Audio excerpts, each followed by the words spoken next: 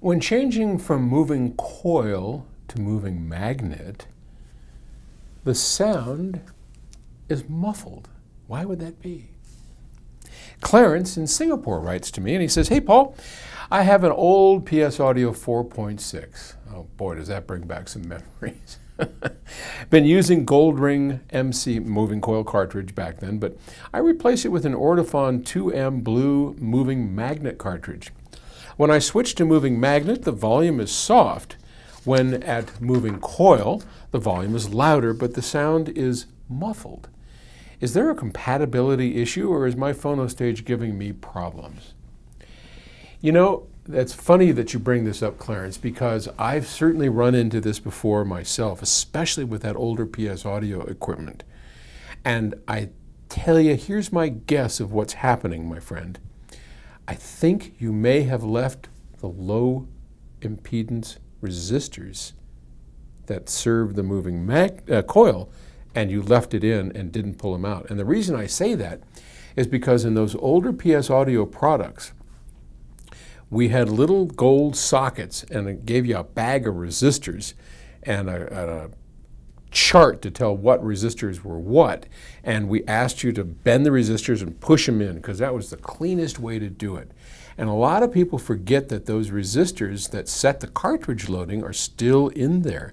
So if you forgot that, and then you hook up a moving magnet, you've got like 100 ohms or something, where your moving magnet cartridge has a 47,000 ohm resistor that is standard in that. So I think if you just take the top cover off the 4.6, pop out those resistors, you're in. That would be my guess. And for those of you wondering what the hell we're talking about, moving coil and moving magnet cartridges have very different loading options. So we have a new phono preamp called the Stellar Phono Stage. Darren Meyer came up with, and it's, oh boy, is it a killer. I mean, it's a killer. And in that device, we have cartridge loading options that you can actually do by remote control. I mean, talk about progress, right? From a bag of resistors where you could pop it in to a remote control where you can change it. But the cartridges, moving coils, for instance, have low impedances that they work into. They're very low inductance.